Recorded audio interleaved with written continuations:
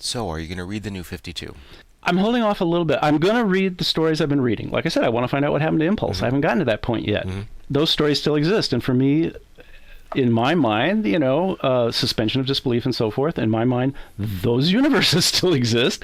I can sit down with a book and read it and be completely into it and not be sitting there thinking, darn it, these characters no longer exist, It's there in the book I'm reading right now. They exist in my brain, so I don't know why anybody has a problem with it. Yeah, it's still on your bookshelves. They exist. They do exist. They're not erased. That's right. It's not like you can do away with them forever. So yeah, and I want to catch up with them, and I want to read them in the proper order from my point of view. I want to follow what happens. I still have to read the Green Lanterns in Darkest Day, and then in Darkest Night, and then I have to read the Green Lanterns in Brightest Day. They did another story arc in Brightest Day. Everything got bad and everything got good. And then they did this whole thing where they were trying to do a brighter, better DC universe instead of it being dark and gloomy. And there's a lot of story arcs that I want to read. I want to see how does Impulse die, and I want to see how does he come back, and how does Barry Allen come back, and then I want to read the whole Flashpoint thing that leads up to 52. See how it all works out. Once I get to that final trade paperback or hardback or whatever that has that final story of Flashback, at that point I will decide, do I now want to check out the New 52? And that could be, years from now. There's so much to read. Another 10 years. Yeah, and by then they may have brought back all the other characters, and I may go, I'll skip New 52 and I'll go back to reading the ones that I care about already, the ones I'm already reading. I mean, if they bring back my Flash and my Superman and so forth, I've been reading since the 50s, so when I say I'm talking about multiple Supermen and everything anyway, because I read them all. Right. And I enjoyed them all. And I'm sure I would enjoy the 52 if I read it.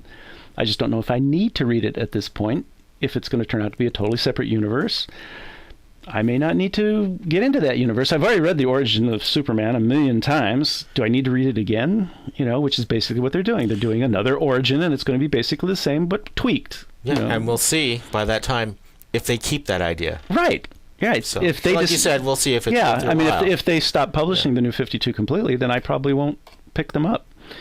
Which, if they hear this, that will probably encourage them to not stop publishing them so that they can get Wallace fans once we catch up. There are a lot of people out here who are like 10 years behind. You got to wait for us to catch up. It's expensive these days, but it's still cheaper to buy the trade paperbacks. You can get a whole story arc for like $15. And the comic books nowadays, they're like $5 each, and so 5 issues, that's $25. So, well, they make them better than they used to. The paper is better. Yeah. The printing is better. Yeah, art has improved. The writing has gotten so sophisticated. I used to think I could be a writer-artist. Now I look at these things and I go, oh my gosh, what was I thinking? These people really have to know their anatomy and everything. Well, most of them do. There have been a couple where you go, oh my gosh, they don't know where the calf is supposed to go on the leg. Well, that's how you draw. You draw them with baggy clothes, and you don't got it. Right? You go. You just cover them up. Cover them up. Yeah. He always wears a cloak. He's always completely cloaked. He wears a cloak and a hat. I used to do that because I had trouble drawing hands and feet, so you didn't see a lot of hands and feet in my artwork. Have them holding things. Yeah, a fist. I could do a fist. He's ready to fight. And that's important in comics. But yeah. You see the detailed art they do now, and the backgrounds, and the layered artwork, and now it's all digitized and computer stuff. Which, I mean, I know how to draw with a pencil, and I know how to ink with old quill ink pens, and I know how to color, with watercolors.